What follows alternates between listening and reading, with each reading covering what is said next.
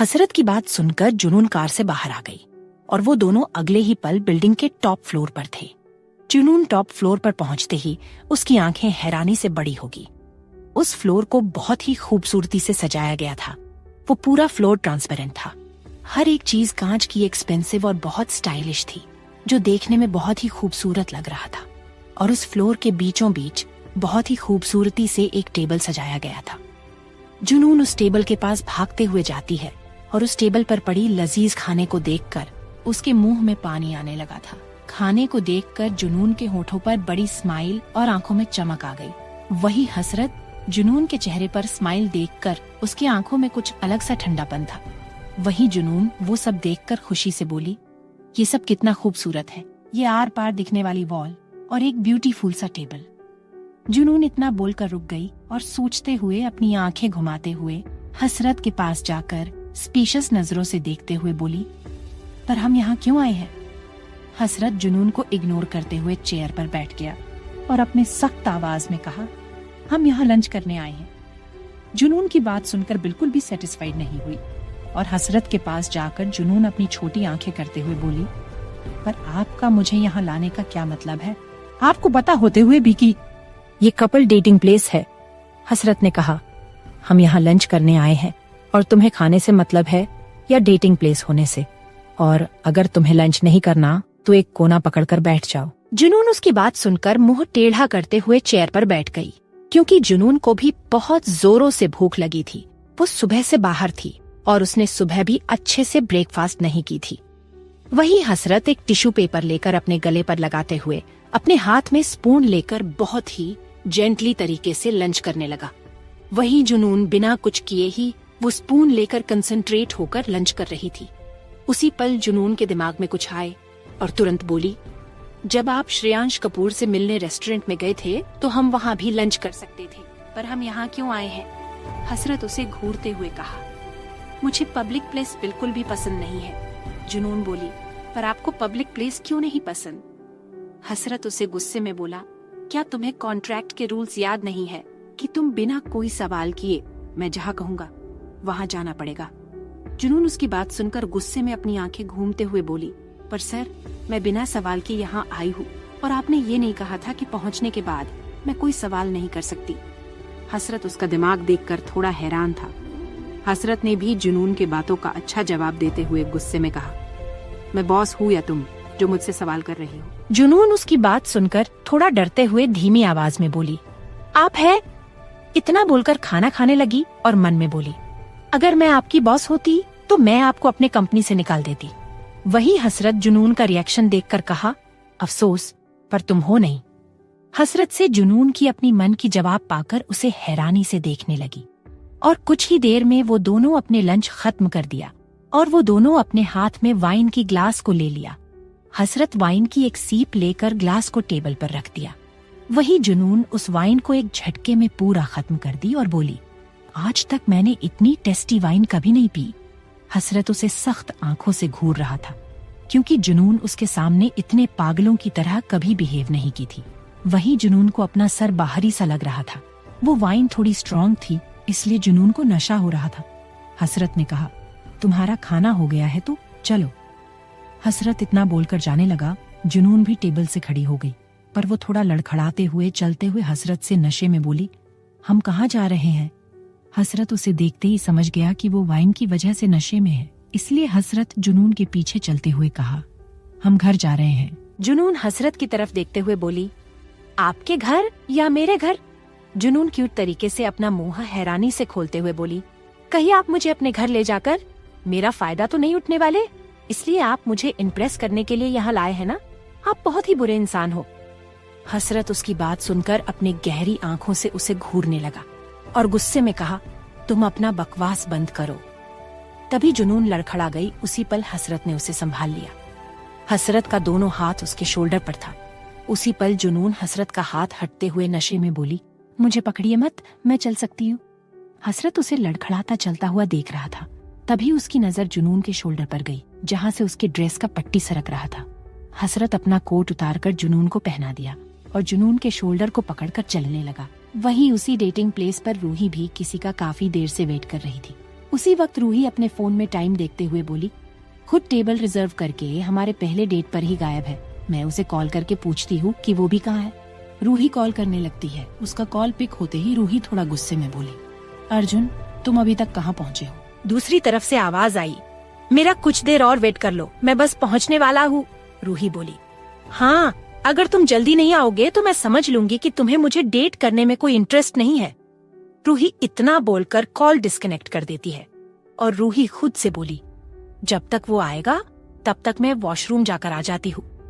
रूही इतना बोलकर जाने लगती है। वही जुनून दीवार से टेक लगाकर चल रही थी, क्योंकि जब हसरत ने उसे दोबारा पकड़ा था तब जुनून ने उसके हाथों को झटकार दिया था। उसी पल चलते चलते थक गई और हसरत के पास जाकर बोली, आपको शर्म नहीं आती? एक लड़की नशे में चलने की कोशिश कर रही है और आप उसे शांति से देख रहे हैं। आपको मुझे संभालना चाहिए। हसरत उसकी बेवकूफी वाली बात सुनकर गुस्से में उसे घूरने लगा और कहा, तुमने अभी तो कहा कि तुम चल सकती हो, तो मुझे तुम्हें संभालने की क्या जरूरत है? जुनून के गाल नशे में गुलाबी हो गए थे, जिससे वो बहुत क्यूट लग रही थी। उसी पल जुनून अपनी आंखें छोटी करते हुए बोली, जब मैं आपको मुझे उठाने के लिए नहीं कहती हूँ तो मुझे अपने गोद में उठा लेते हैं, और जब मैं अब कह रही हूँ तो आप मुझे नखरे दिखा रहे हैं। जुनून इतना बोलकर हसरत के गले में अपना दोनों हाथ डालकर खुद को उठाने के लिए खुदने लगी और बोली, चलिए मुझे उठाइए, वरना मैं आपका गला नहीं छोड़ूंगी। जुनून बार बार खुद कर जिद कर रही थी। हसरत जुनून को ऐसा करता देख उसे न चाहते हुए भी उसे अपने गोद में उठा लिया और चलने लगा। जुनून खुश होकर बोली, आखिरकार मैंने अपने बॉस को झुका ही दिया। हसरत उसकी बात सुनकर गुस्से में कहा, चुप करो, वरना मैं तुम्हें इसी बिल्डिंग से नीचे फेंक दूंगा। जुनून डर गई और बहुत मासूमियत से बोली, आप मुझे मार देंगे तो मैं आप पर केस कर दूंगी, नहीं अगर मैं मर जाऊंगी तो केस कैसे करूंगी? जुनून हसरत से बोली, मुझे बिल्डिंग से फेंकिएगा मत, मैं चुप रहूंगी। जुनून इतना बोलकर अपने मुंह पर उंगली रख लेती है।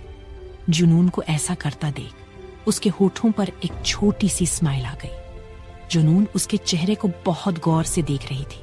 जुनून अपनी एक उंगली से उसके चेहरे पर फेरते हुए बोली, आप कितने हैंडसम हैं और आपने मुझे कितनी बार बचाया है, तो आपको इनाम तो मिलना चाहिए।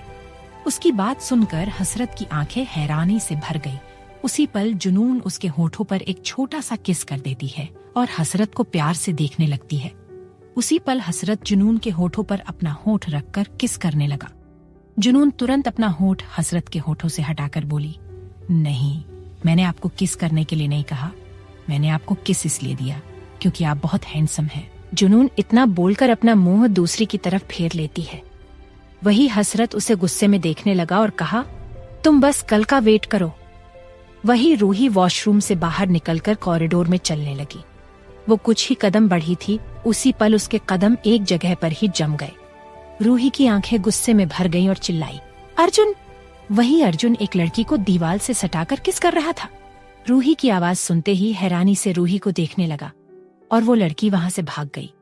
अर्जुन हैरानी से बोला, तुम अभी यही हो? मुझे लगा कि मेरा वेट करते करते चली गई हो। रूही गुस्से में बोली, हाँ, मैं तुम्हारा वेट ही कर रही थी। अगर मैं आज चली जाती तो मुझे तुम्हारी सच्चाई कैसे पता चलती? अर्जुन रूही से कहा, तुमने अभी जो देखा वो सच नहीं है, वो लड़की ही मुझसे फ्लर्ट करने की कोशिश कर रही थी। रूही बोली, ओह अच्छा, इसलिए तुम बहक गए है ना? अर्जुन एक्सप्लेन करते हुए कहा, नहीं ऐसा नहीं है, वो ही लड़की मुझे जबरदस्ती किस कर रही थी। रूही की आंखों में थोड़े आंसू थे क्योंकि अर्जुन रूही का पहला क्रश था। रूही बोली, क्या तुम्हें शर्म नहीं आती झूठ बोलते हुए? मैंने तुम्हें अभी देखा उसे किस करते हुए और मैंने तुम्हारी बात एक पल के लिए मान भी लिया, तो क्या तुम छोटे बच्चे हो कि तुम उसे दूर नहीं कर सके? रूही की बात सुनकर उसका मुंह शर्म से लटक गया और बोला, तुम खुद सोचो ना, मैं ऐसा क्यों करूंगा जबकि मैं तुम्हें डेट कर रहा हूँ। रूही बोली, अब मुझे कुछ नहीं सोचना, मैं जा रही हूँ। रूही इतना बोलकर गुस्से में वहां से जाने लगी। वहीं अर्जुन रूही को जाता हुआ देख गुस्से में रूही की तरफ जाते हुए रूही का हाथ पकड़कर दीवार में सटा दिया और गुस्से में कहा, मैंने तो बस दूसरी लड़की को किस किया है, इसमें इतना भड़कने वाली क्या बात है? रूही गुस्से बोली, मुझे छोड़ो, तुम बहुत नीच हो, तुम्हें किस करना एक छोटी सी बात लगती है, पर मेरे लिए एक धोखा है जो तुमने मुझे दिया है, और गर्लफ्रेंड होते हुए भी। जिनके लिए किस एक छोटी सी बात होती है उसके पास कितनी गर्लफ्रेंड्स होंगी और कितनी को किस किया होगा, और तुम उनमें से ही एक हो। उसकी बात सुनकर अर्जुन हंसते हुए कहा, तुमने मुझे सही पहचाना, मैं उनमें से ही एक हूँ। मेरे पास बहुत गर्लफ्रेंड्स हैं जिनमें तुम भी शामिल हो। रूही गुस्से में बोली, मैं तुम्हारी गर्लफ्रेंड नहीं हूँ, तो मुझे छोड़ो। इतना बोलकर अर्जुन को धक्का देकर जाने लगती है। उसी पल उसने फिर से उसे पकड़कर अपने हाथों से घेरते हुए दीवार में सटा दिया और गुस्से में कहा, मैंने तुम्हें मुंबई की सबसे बड़ी पार्टी का एंट्री पास दिया और मैं तुम्हें डेटिंग के लिए इतने बड़े बिल्डिंग में लाया।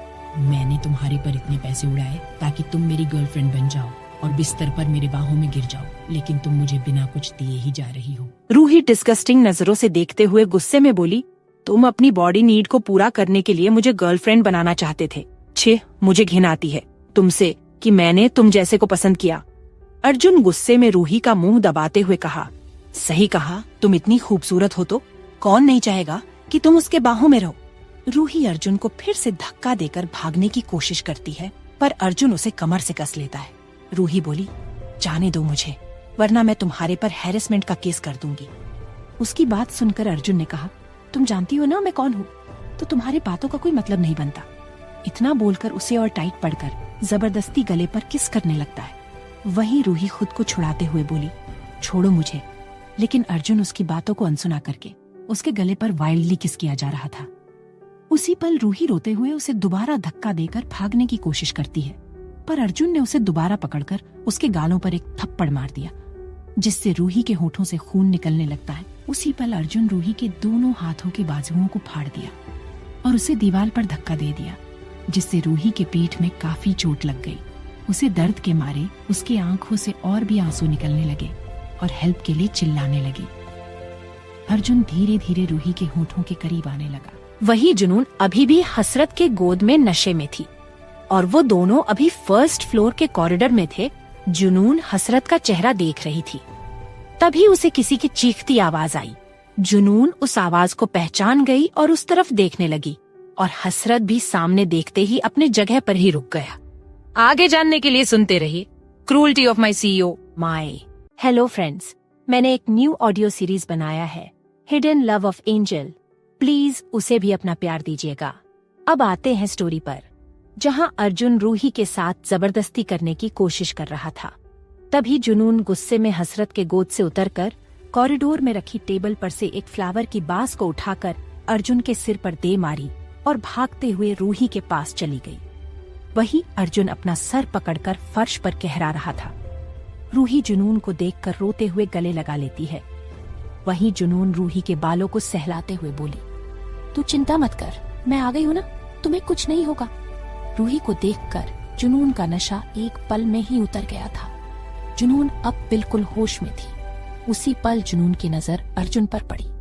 वहीं अर्जुन गुस्से में खड़ा होते हुए जुनून को जैसे ही मारने जाता है, उसी पल हसरत अर्जुन का हाथ पकड़कर मरोड़ देता है और कहता है, तुम्हारी इतनी हिम्मत, तुम जुनून को मारो। हसरत इतना बोलकर अर्जुन का हाथ तोड़ दिया और उसके पेट पर एक जोरदार लात मार दिया, जिससे अर्जुन कॉरिडोर के दीवार से टकरा गया और उसके मुंह से खून निकल गया। वही जुनून हसरत को हैरानी से देख रही थी। तभी जुनून रूही को खुद से दूर करते हुए उसके चेहरे को देखने लगी। जुनून उसके चेहरे को देखकर मानो जुनून को भी बहुत दर्द हो रहा हो और उसे अर्जुन पर बहुत गुस्सा भी आ रहा था।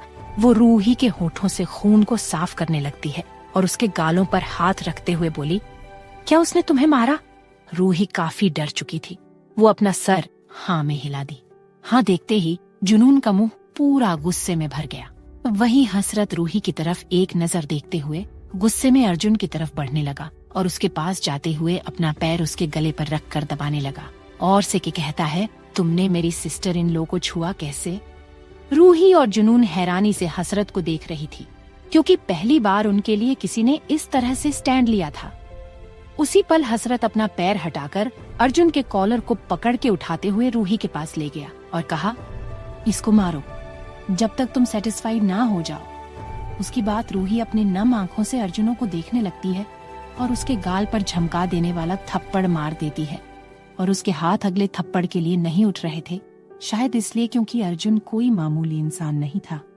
उसी पल हसरत ने गुस्से में रूही से कहा, तुम रुक क्यों गई? क्या इसने तुम्हारे साथ इतना ही किया है? रूही और जुनून हसरत को देखने लगी। तभी रूही अर्जुन को गुस्से में देखते हुए लगातार उसके गालों पर थापड़ों की बारिश करने लगी और तब तक मारती रही जब तक वो सेटिस्फाइड नहीं हो गई। रूही की अभी भी आंखें नम थीं। वहीं अर्जुन इतना मार खा चुका था कि वो बिल्कुल भी होश में नहीं था। उसी पल जुनून गुस्से में अर्जुन के गालों पर एक जोरदार झापड़ धरते हुए बोली, तुम इसे भी ज्यादा मार खाना डिजर्व करते हो। वहीं अर्जुन जुनून के थप्पड़ से अर्जुन संभल नहीं पाया और नीचे गिर गया। उसी पल हसरत अपनी गन निकलकर उस पर पॉइंट कर दिया। उसी पल रूही हसरत को रोकते हुए बोली, मत मारिए, उसकी गलती की सजा मिल चुकी है। जुनून ने भी रूही के हाँ में हाँ मिला देती है। उन दोनों को उसे बचाता देख हसरत ने गुस्से में कहा, नहीं, मैं इसे नहीं छूंगा। इसे भी तो पता चलना चाहिए कि बिना किसी लड़की की मर्जी के नहीं छूना चाहिए। हसरत की बात सुनकर जुनून गुस्से में बोली, आप पर यह बात सही नहीं लगती जो खुद ऐसा करता हो। हसरत गुस्से में बोला, तुम्हारी बात अलग है। जुनून बोली, कैसे अलग है? हसरत जुनून के बातों का इग्नोर करके वहां से जाने लगा और जुनून उसे गुस्से में देख रही थी। वही कार में हसरत कार ड्राइव कर रहा था। वहीं जुनून और रूही पीछे बैठी थी। रूही अभी भी उसका चेहरा मुरझाया था। जुनून अपने हाथ में फर्स्ट एड बॉक्स लिए रूही के होठों पर लगा रही थी। वही हसरत कार के मिरर से जुनून को देख रहा था। जुनून फर्स्ट एड बॉक्स को बंद करते हुए बोली, तू चिंता मत कर, सब ठीक है। रूही अपना सर हाँ में हिला दी और उसे अर्जुन को मारकर बहुत सुकून भी मिल रहा था। जुनून रूही से बोली, मुझे नहीं लगा था कि वो इतना घटिया निकलेगा, पर उसने तेरे साथ ये सब क्यों किया? वो तो तुम्हें पसंद करता था। रूही गुस्से में बोली, नहीं, उसे मेरी बॉडी चाहिए थी ना कि मैं, इसलिए उसने मुझे लायक करने का नाटक किया। और अच्छा हुआ कि हमारी रिलेशनशिप आगे बढ़ने से पहले ही मुझे उसकी सच्ची पता चल गई। जुनून बोली, हाँ, अगर उसने तेरे साथ कुछ गलत किया होता ना तो मैं उसकी रेपुटेशन, उसका फेम और उसकी लाइफ बर्बाद कर दूंगी। अगर वो कमीना तुम्हें कांटेक्ट करने की कोशिश करे तो तुम मुझे बताना। हसरत उसकी बात सुनकर अपने सख्त आवाज में कहा, तुम अपनी फ्रेंड को झूठी आस मत दो। जब तुम्हारे पास किसी को बर्बाद करने का पावर नहीं है तो। रूही अब थोड़ी रिलैक्स थी। वो पहले से अच्छी दिख रही थी। रूही हसरत की बात सुनकर बोली, मुझे अपने सोलमेट पर पूरा भरोसा है, वो कर सकती है, आप उसे हल्के में ले रहे हैं। जुनून घमंड से हसरत से बोली, मैं इतनी भी कमजोर नहीं हूँ। हसरत ने कोल्ड वॉइस में कहा, ठीक है, तो तुम अर्जुन को बर्बाद करके आपने आपको प्रूव करो। अगर तुमने कर दिया तो मैं 3 साल के कॉन्ट्रैक्ट को तोड़कर 3 महीने का बना दूंगा और तुम्हारी फ्रेंड को पार्क वाली फॉल्ट के लिए माफ कर दूंगा। जुनून को ऑफर बहुत अच्छा लगा, पर जुनून थोड़ा सोचने लगी क्योंकि हसरत पर उसे थोड़ा शक था। तभी रूही धीमी आवाज में जुनून से बोली, हाँ बोल दे, ये अच्छा ऑफर है। तेरा 3 साल का सजा 3 महीने में खत्म हो जाएगा। तब तू उस कंपनी में रिजाइन दे सकती है और मैं भी अपने सजा से बच जाऊंगी। जुनून हसरत से बोली, हाँ, मुझे मंजूर है। हसरत ने कोल्ड वॉइस में कहा, मैं 1 हफ्ते बाद ब्रेकिंग न्यूज का इंतजार करूंगा। हसरत जुनून के एबिलिटीज को अच्छे से जानता था। हसरत ने ये शर्त जानबूझकर रखा था क्योंकि उसका गुस्सा अभी भी अर्जुन पर से नहीं उतरा था और कॉन्ट्रैक्ट का भी हसरत ने कुछ सोच रखा था। तभी हसरत ने कार रोक दी। जुनून का घर आ चुका था। वो दोनों अब भी कार में ही थी। उसी पल रूही मुस्कुराते हुए हसरत से बोली, थैंक यू मेरी हेल्प करने के लिए और मेरा साथ देने के लिए। हसरत ने कोई रिएक्शन नहीं दिया। जुनून रूही को संभालते हुए कार से उतर गई और जुनून भी हसरत से रिडली बोली, मैं बोलना तो नहीं चाहती, पर थैंक यू हमारी हेल्प करने के लिए। हसरत जुनून की बातों को इग्नोर कर दिया। अब थोड़ी रात हो गई थी और हसरत भी वहां से निकल चुका था। जुनून और रूही घर पहुंच चुके थे। सुबह जुनून कंपनी के लिए निकल गई थी और जुनून रूही के लिए ब्रेकफास्ट रेडी करके रखती थी। रूही को बहुत चोट लगने की वजह से वो अभी भी सोई हुई थी। जुनून ऑफिस पहुंचे ही लॉबी में खड़े लड़कों को इग्नोर करके चली गई। जुनून को देखकर वो सब लड़के हैरानी से बोले, आज मेरा दिन अच्छा कैसे जाएगा, उसने तो हमें इग्नोर कर दिया। जुनून अपने डेस्क पर बैठ गई और आज का काम करने लगी। उसी पल हसरत आ जाता है और जुनून से अपने सख्त आवाज में कहता है, मेरे केबिन में आओ। जुनून नशे में हसरत के साथ जो भी को थी वो सब भूल गई थी। जुनून हसरत के केबिन के अंदर चली गई। वहीं हसरत सोफे पर बैठा था। जुनून उसके पास जाते हुए बोली, आपने मुझे क्यों बुलाया? हसरत ने कोल्ड वॉइस में कहा, तुम मेरे हैंडसम होने पर इनाम दी थी ना, तो मैंने भी सोचा कि मैं तुम्हें तुम्हारी खूबसूरती पर इनाम दे दूं। जुनून को हसरत की बात कुछ जानी पहचानी लग रही थी। उसी पल हसरत ने कहा, और तुम्हें मेरे गोद में कैसा लग रहा था? और तुम्हें मुझे नीचे झुकाने में बहुत मजा आया होगा। उसकी बात सुनकर जुनून को सारी बातें याद आ गई कि वाइन पीने के बाद उसने क्या किया था। जुनून शर्म से अपने दोनों होठों को आपस में दबा लेती है। हसरत सोफे से उठकर जुनून की तरफ बढ़ने लगा। वहीं जुनून घबराते हुए अपने कदम पीछे कर रही थी। हसरत उसके बेहद ही करीब आ गया और सेड्यूसिंग वॉइस में कहा, मैं तुम्हारा खूबसूरती का इनाम देना चाहता हूँ। जुनून घबराते हुए बोली, नहीं, इसकी कोई जरूरत नहीं है, और कल मैंने जो भी किया वो मुझसे नशे में गलती से हो गया था, सॉरी। हसरत ने कहा, सॉरी क्यों बोल रही हो? तुमने कल मेरे साथ काफी अच्छे से बिहेव किया था। हसरत इतना बोलकर जुनून की तरफ एक और कदम बढ़ाया, जिससे जुनून डर से पीछे जाने की कोशिश में उसका पैर फिसल गया। जुनून खुद को बचाने के लिए हसरत की टाई पकड़ ली, जिसकी वजह से हसरत भी डिसबैलेंस हो गया और वो दोनों गिरने लगे। जुनून जैसे ही फ्लोर पर गिरने वाली होती है, उसे पहले ही हसरत ने उसे अपने ऊपर कर लिया ताकि जुनून को चोट न लगे। जुनून अब हसरत के ऊपर थी और गिरने की वजह से उन दोनों के होंठ आपस में ही सट गए थे। वही जुनून गिरने की डर से आंखें बंद कर ली थी। तभी उसे महसूस हुआ कि उसका होंठ हसरत की होठों से चिपका हुआ है। जुनून की आंखें हैरानी से बड़ी हो गई। वही हसरत उसे अपने ठंडे आंखों से उसे देख रहा था। जुनून मन में बोली, हर बार मुझसे ही गलती से किस क्यों हो जाती है। जब भी जुनून खुद को बचाने की कोशिश करती है, तब जुनून का होठ हर बार हसरत से टकरा जाता है और हसरत को भी मौका मिल जाता है किस करने का। जुनून हसरत के ऊपर से उठने की कोशिश करती है, पर हसरत उसके कमर को पकड़कर खुद के नीचे कर लिया। हसरत ने अपने कोल्ड वॉइस में कहा, तुम मुझे किस करके हर बार भाग जाती हो, पर इस बार नहीं। जुनून और भी ज्यादा घबरा गई। उसी पल हसरत जुनून के होठों पर अपना होठ रखकर किस करने लगा। वहीं जुनून बिल्कुल भी उसके किस से हैरान नहीं थी। उसे पता था कि कुछ ऐसा ही होने वाला था। वहीं हसरत जुनून के होठों को किसी लॉलीपॉप चुभला रहा था। उसकी किस वाइल्ड के साथ सॉफ्ट थी। उसी पल हसरत ने जुनून के होठों को बाइट कर लिया, जिससे जुनून गुस्से में आ गई और अपने बालों में से एक हेयर पिन निकालकर उसके सीने पर चुभा देती है, जिससे हसरत के सीने से हल्का हल्का ब्लड निकलने लगा। जब हसरत को अपने सीने पर दर्द महसूस हुआ तो जुनून के होठों को छोड़कर अपने सख्त आंखों से उसे देखने लगा और कहा, ये क्या बदतमीजी है। जुनून गुस्से में स्माइल करते हुए बोली, ये बात मुझे आपसे पूछना चाहिए। जुनून इतना बोलकर हसरत को धक्का देकर खड़ी हो जाती है और हसरत भी खड़े होते हुए बोला, ये मेरा हक है। जुनून गुस्से में बोली, आपका कैसा हक जब हम इस रिश्ते में जबरदस्ती बंधे हैं। जुनून गुस्से में आगे बोली, आप भी उन्हीं लड़कों में से है जो दिखाते तो कुछ और है और रहते कुछ और। आप मुझे बचाते हो है, पर आपको भी मेरी बॉडी चाहिए। हसरत एक तिरछी स्माइल करते हुए कहा, मुझे तुम्हें बचाने के लिए कंपनसेशन की जरूरत नहीं है, क्योंकि तुम्हारी शादी मेरे साथ हुई है तो तुम्हारी पूरी बॉडी वैसे भी मेरी है। जुनून उसकी बात सुनकर गुस्से में पागल हो गई और बोली, क्या सच में?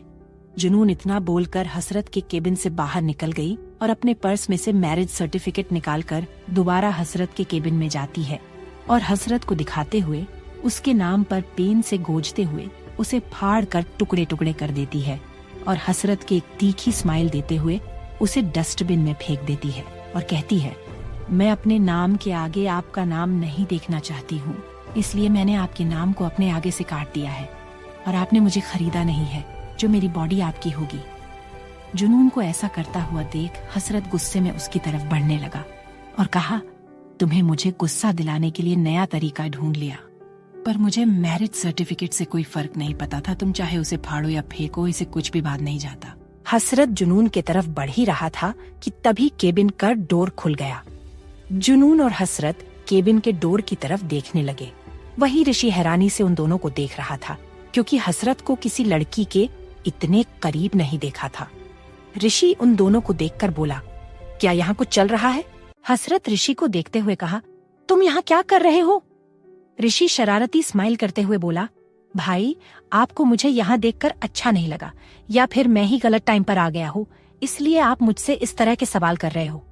हसरत अपने सख्त आवाज में कहा, काम की बात बोलो। वही जुनून हसरत को इतनी रुड़ली बात करता हुआ देख मन में बोली, ये तो अपने भाई से भी सीधे मुंह बात नहीं करते।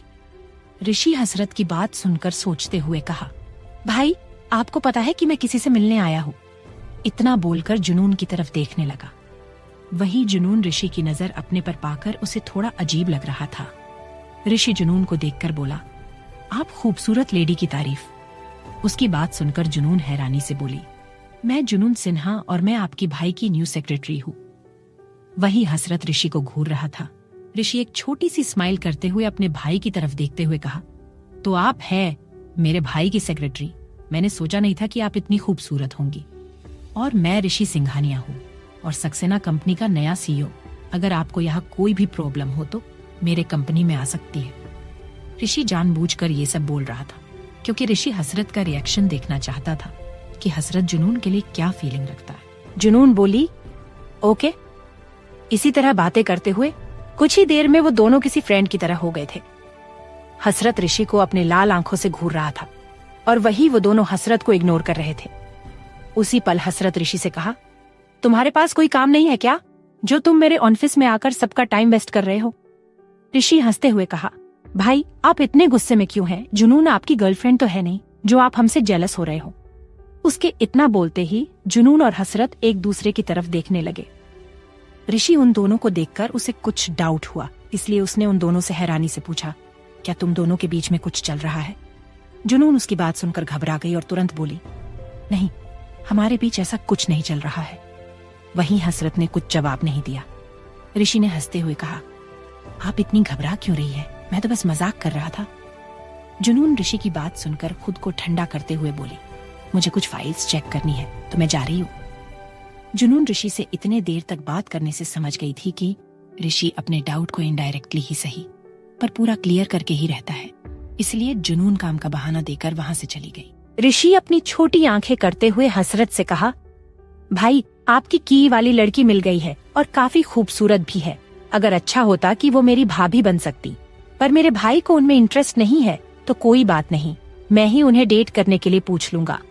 हसरत इतना सुनते ही अपने कमर से गन निकालते हुए बुकसेल में रखे एक एंटीक पीस को शूट कर दिया, जिससे एंटीक पीस के चीथड़े उड़ गए। ऋषि हसरत के गुस्से को देखकर उसके चेहरे पर स्माइल आ गई।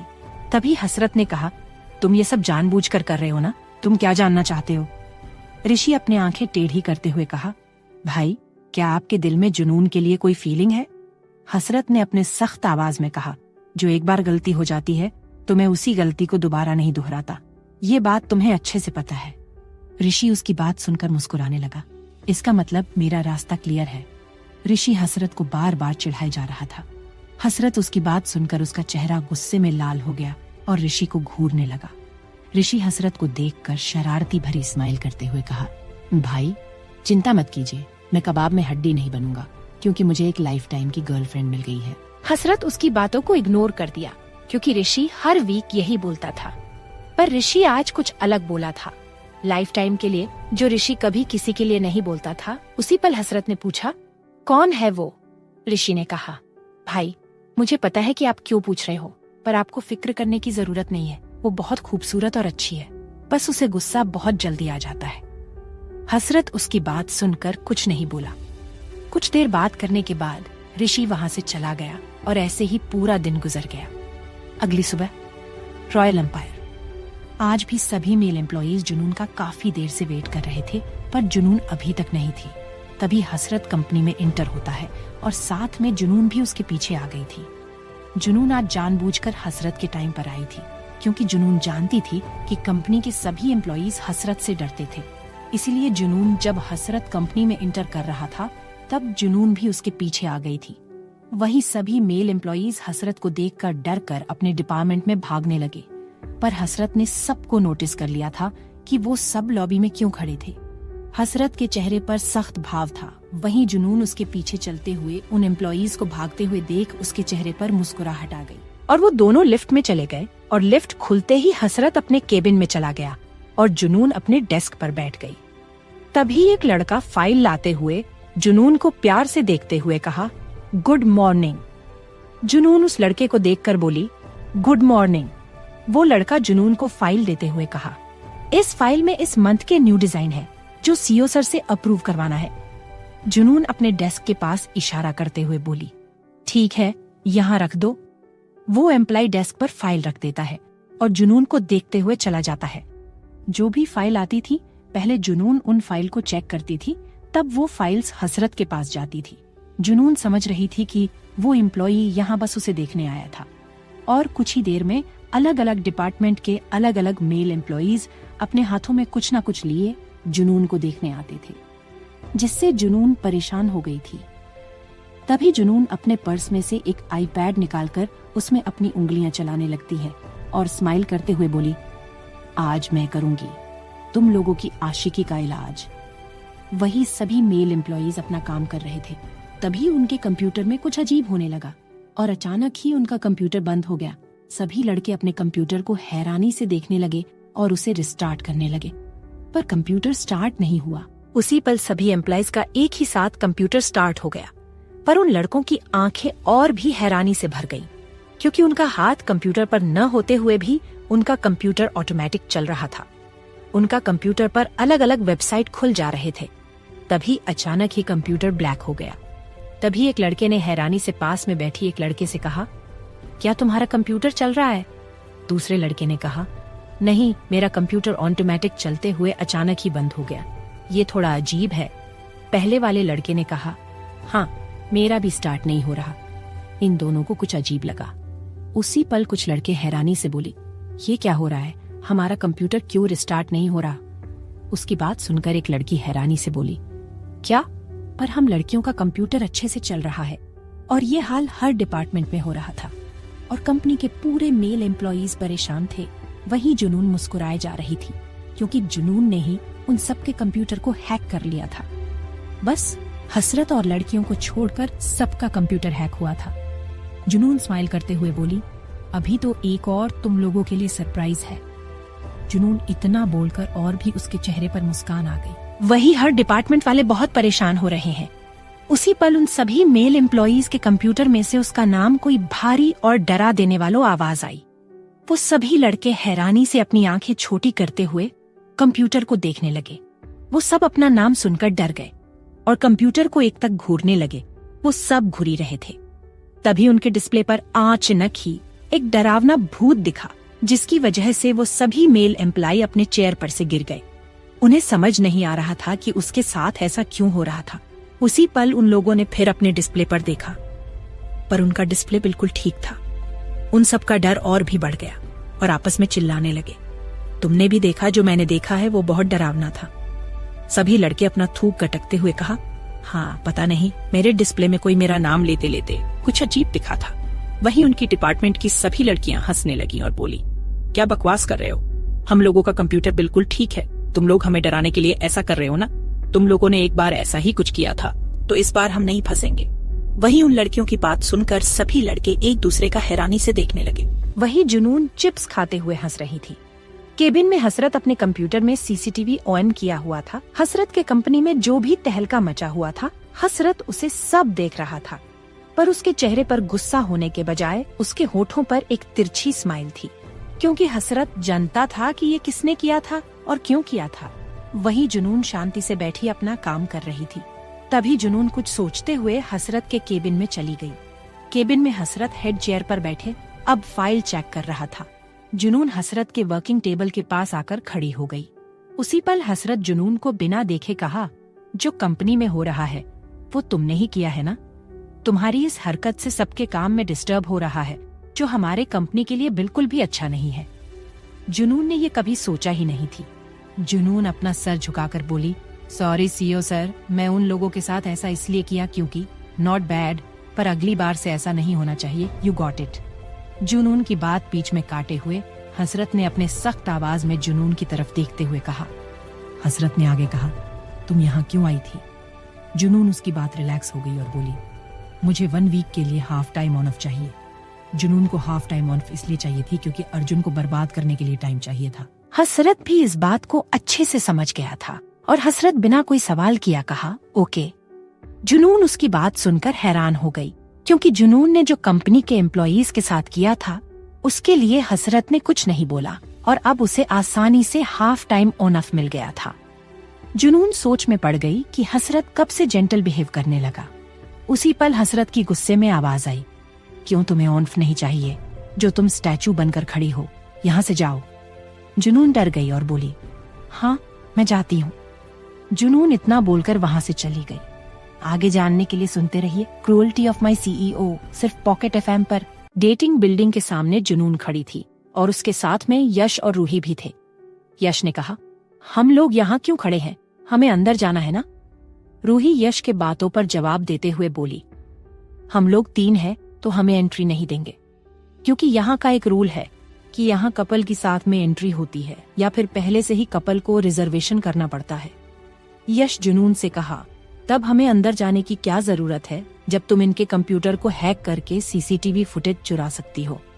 जुनून परेशान होकर बोली, तुम जानते हो ना कि किसी के कंप्यूटर को हैक करके कुछ चुरा नहीं सकते, क्योंकि ये चीज इल्लीगल है और इसमें बहुत आसानी से पता चल जाता है कि किसी ने उनके कंप्यूटर हैक कर लिया है, तो हमें कोई और आइडिया सोचना होगा। जुनून की बात सुनकर तीनों आइडिया सोचने लगे।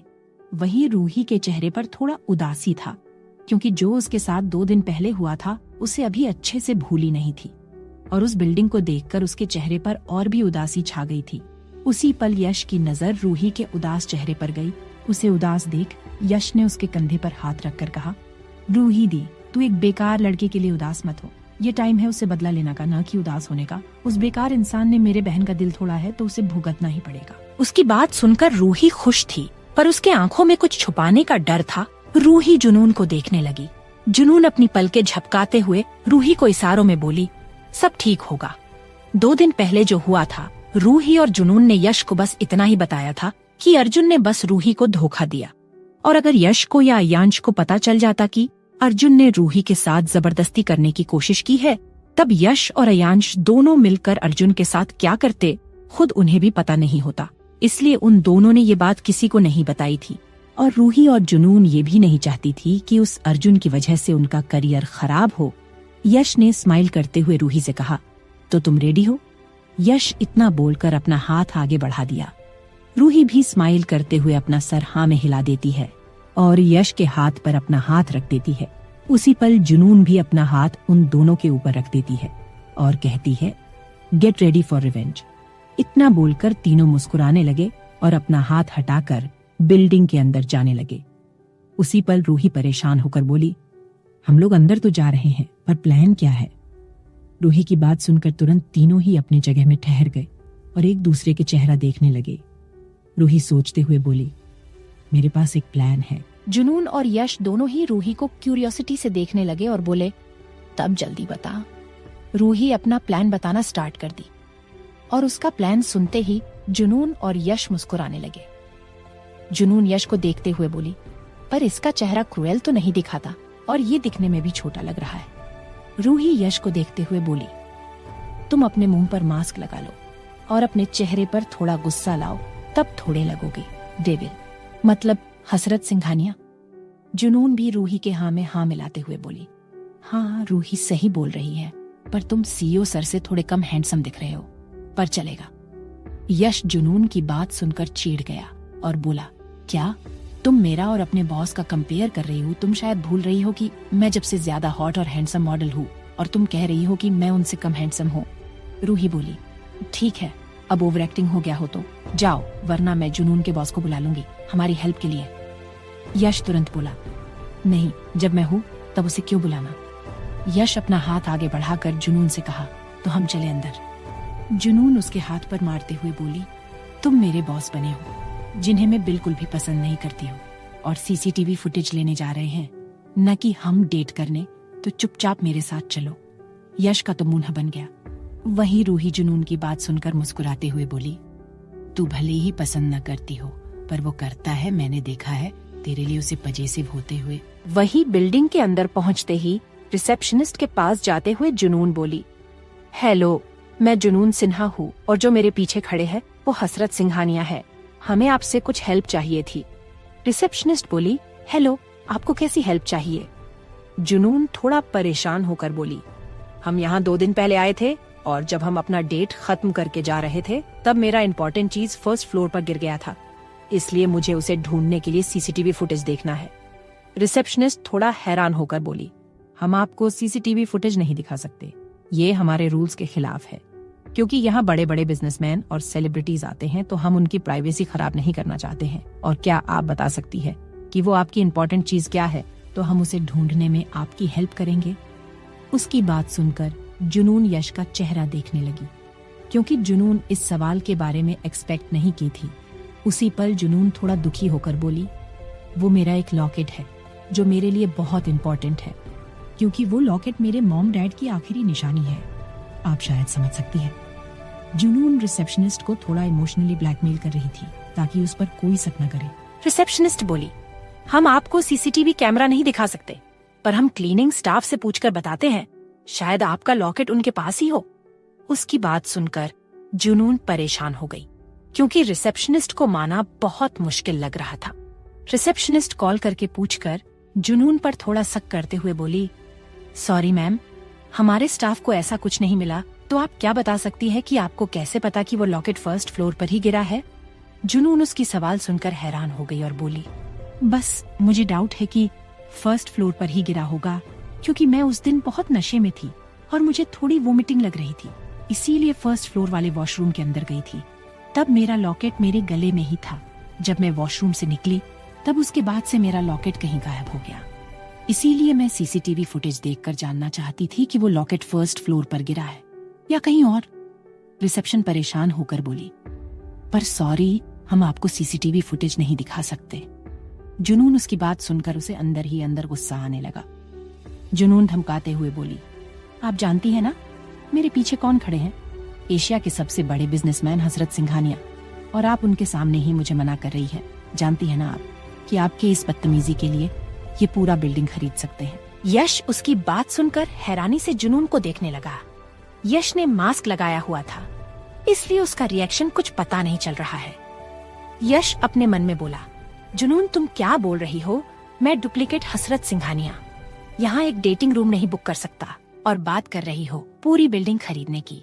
वही रिसेप्शनिस्ट हैरानी से यश का चेहरा देख रही थी। तभी जुनून यश के पैर पर मारते हुए उसकी तरफ देखकर गुस्से में होने का इशारा करती है। यश जुनून के इशारे को समझ गया और तुरंत ही अपनी आंखों में गुस्सा ला दिया। रिसेप्शनिस्ट उसे देखकर थोड़ा डर गई और बोली, मैं मैनेजर से कंफर्म करके बताती हूँ। इतना बोलकर कॉल करने लगती है और कॉल पिक होते ही बोली, सर, यहाँ हसरत सिंघानिया अपनी गर्लफ्रेंड के साथ एक बहुत इंपॉर्टेंट लॉकेट ढूंढने आए हैं, इसलिए उन्हें सीसीटीवी फुटेज देखना है। रिसेप्शनिस्ट की बात सुनकर मैनेजर डरते हुए बोला, क्या तुम बेवकूफ हो? तुम जानती हो ना कि हसरत सिंघानिया कोई नॉर्मल इंसान नहीं है। अगर तुम उन्हें सीसीटीवी फुटेज दिखाने से मना करोगी तो तुम जानती हो ना वो हमारे साथ क्या करेंगे। जाओ, उन्हें फोन सीसीटीवी फुटेज दिखा दो। इतना बोलकर कॉल डिस्कनेक्ट कर दिया। रिसेप्शनली थोड़ा डरते हुए बोली, हमारे साथ चलिए। जुनून उसकी बात सुनकर खुश हो गई और यश भी मास्क के अंदर ही अंदर मुस्कुरा रहा था। जुनून चलते हुए मन में बोली, हसरत सिंघानिया का नाम लेने से कुछ तो फायदा हुआ। तीनों चलते चलते सीसीटीवी फुटेज के रूप में पहुंच गए। रिसेप्शनिस्ट फुटेज मैन को सब कुछ बताकर वो रूम से बाहर चली गई।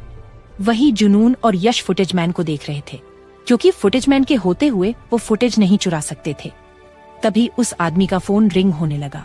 वो आदमी अपने फोन की स्क्रीन को देखा जिस पर सर दर्द फ्लैश हो रहा था। वो आदमी उस नाम को देखकर डर गया और जुनून और यश से कहा, हमने कुछ टाइम दीजिए, मेरी सिर दर्द मतलब मेरी पत्नी का कॉल आ रहा है। इतना बोलकर तुरंत ही रूम के बाहर निकल गया।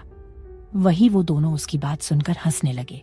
उसी पल जुनून बोली, हैंडसम बॉय, तुम बाहर उस आदमी पर नजर रखो और मैं सीसीटीवी फुटेज निकलती हूँ।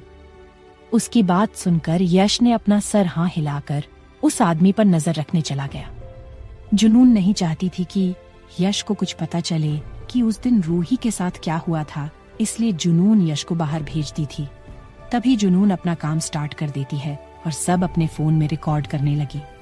जुनून सब रिकॉर्ड करके जैसे ही पीछे मुड़ी वैसे ही यश उसके पीछे खड़ा था। जुनून उसे देखकर अचानक ही डर गई और बोली, तुम यहाँ कब से खड़े हो?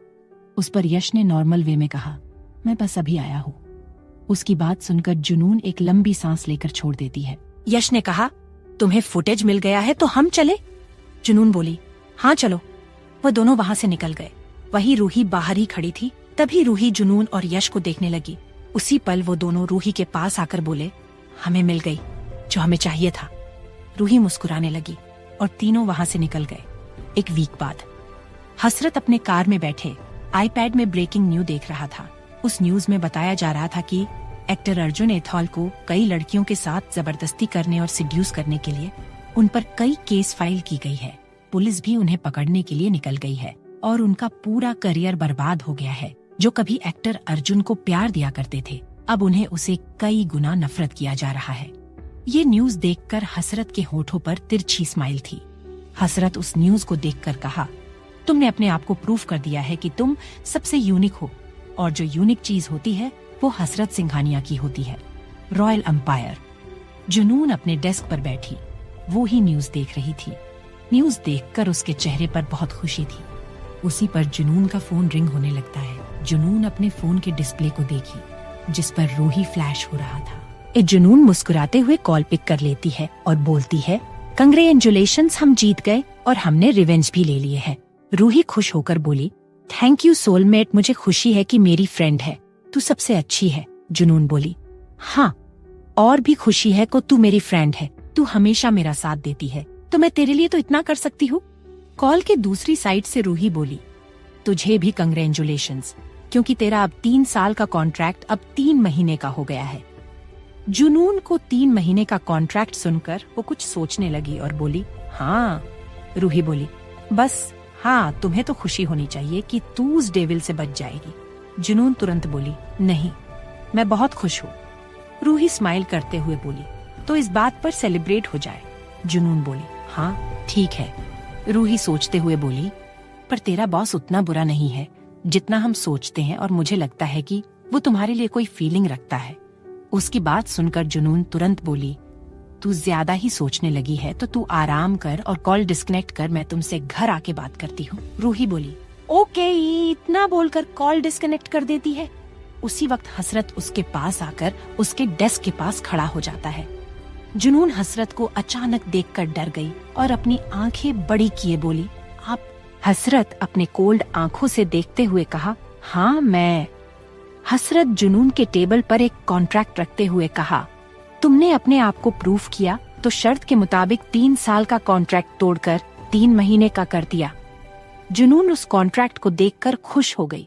वहीं हसरत उसकी स्माइल देखकर उसकी आंखें सख्त हो गईं और अपना चेहरा जुनून के चेहरे के पास करते हुए कहा, तुम इस कॉन्ट्रैक्ट को देखकर तुम बहुत खुश हो, क्योंकि तुम्हें मुझसे दूर जाने में जल्दी है।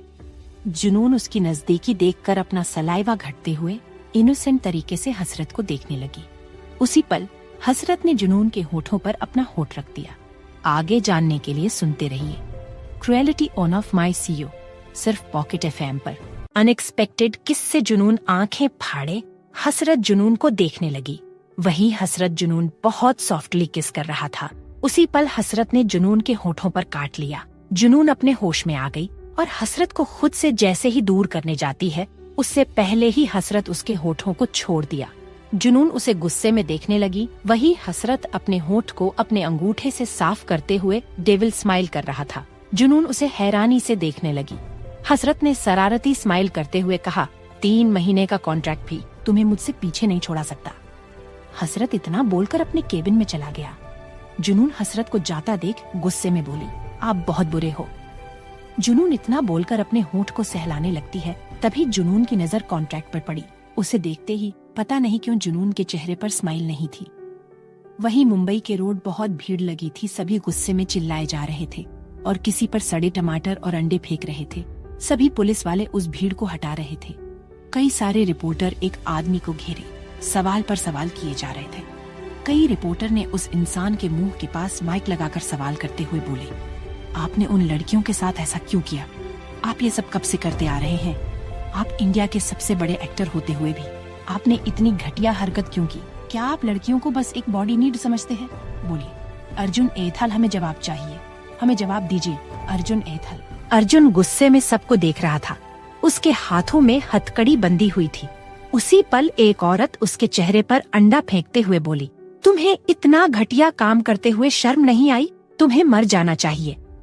वही पुलिस सबको धक्का देते हुए अर्जुन को ले जा रहे थे। अर्जुन पुलिस के वैन में बैठने ही जा रहा था कि तभी अर्जुन के सिर के बीच से एक गोली आर पार होगी। अर्जुन को गोली लगते ही वो सीधा जमीन पर गिर गया।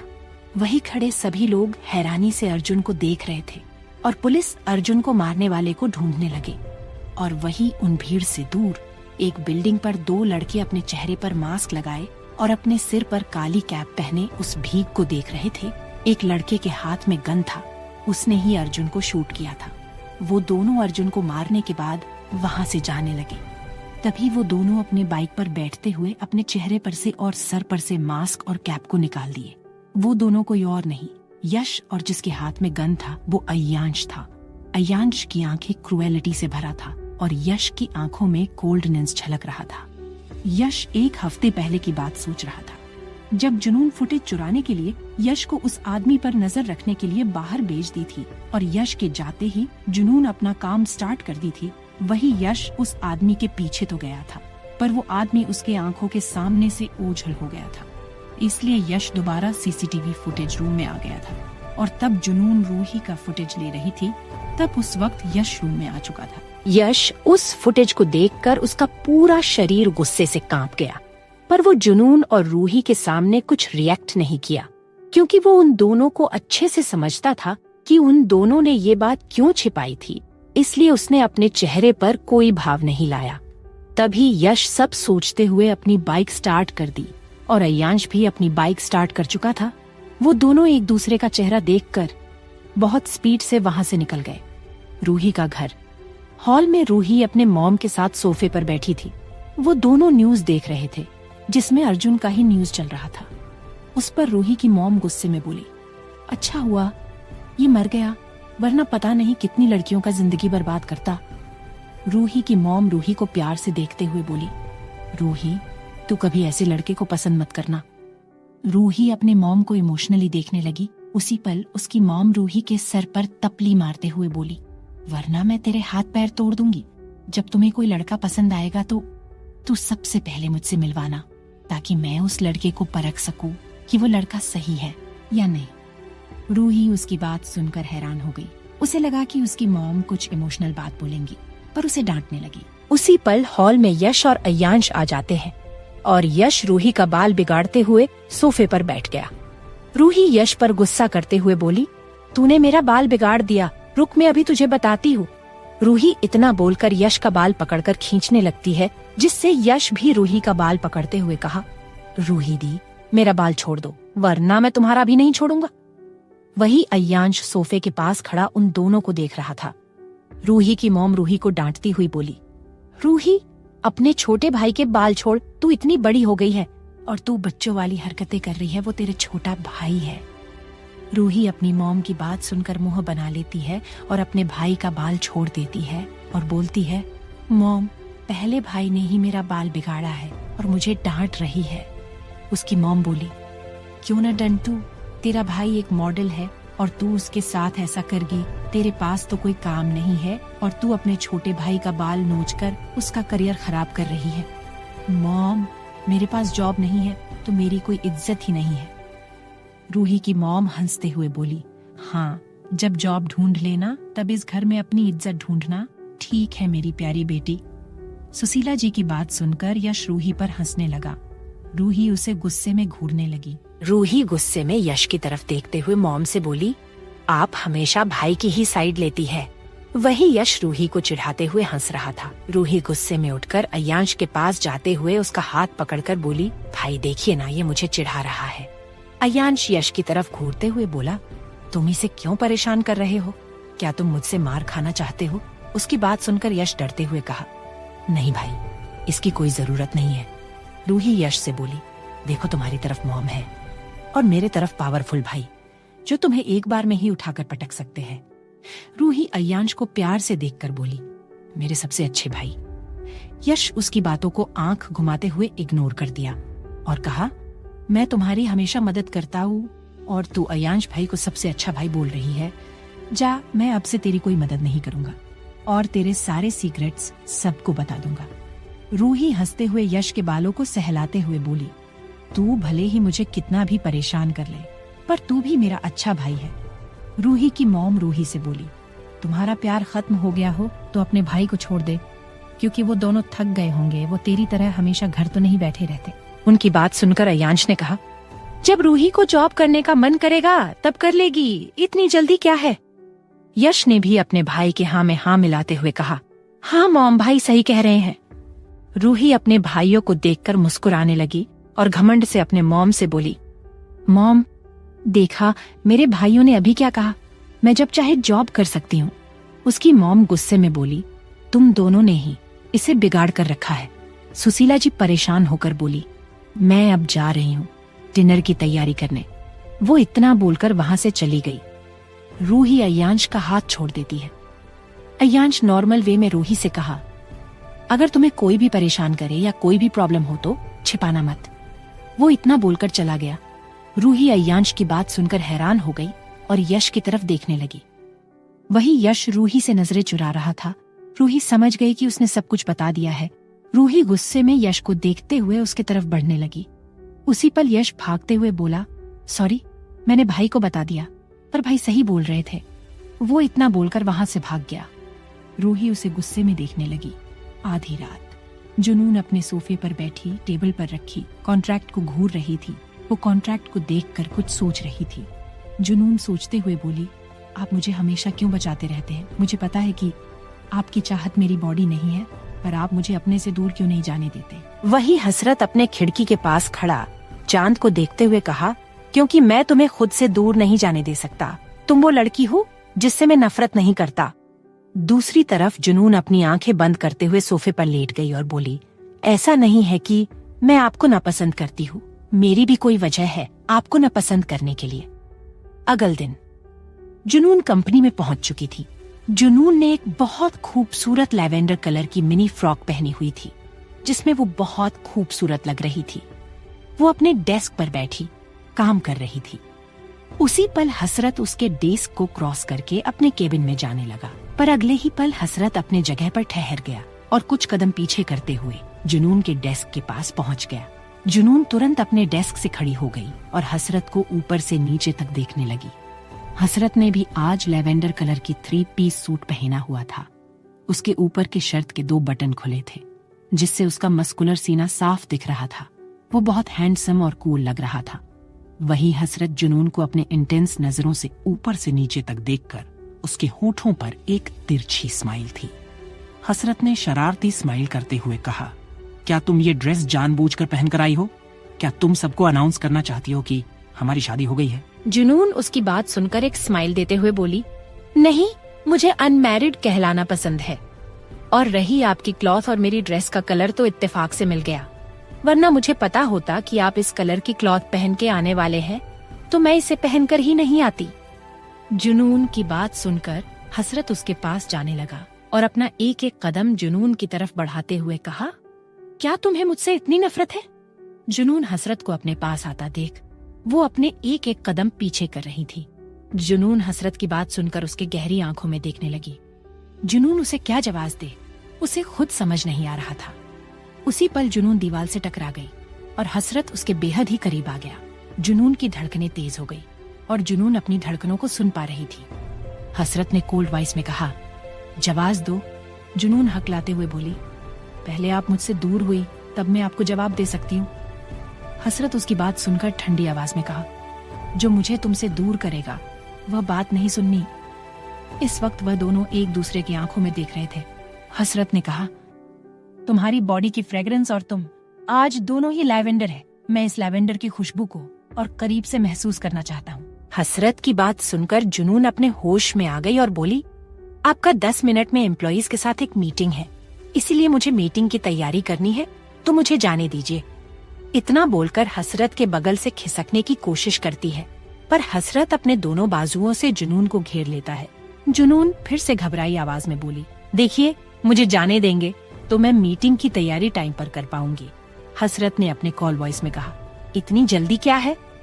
हसरत इतना बोलते ही अपने एक हाथ से जुनून के कमर को पकड़कर अपनी तरफ खींच लिया, जिससे जुनून उसके एकदम सीने से सट गई और अब जुनून का होठ हसरत के सीने पर सटा था। जुनून के किस से हसरत की धड़कनें तेज होगी और वही जुनून की धड़कनें किसी बुलेट ट्रेन की तरह फास्ट चल रही थी। आगे जानने के लिए सुनते रहिए क्रूएल्टी ऑफ माई CEO, सिर्फ पॉकेट FM पर।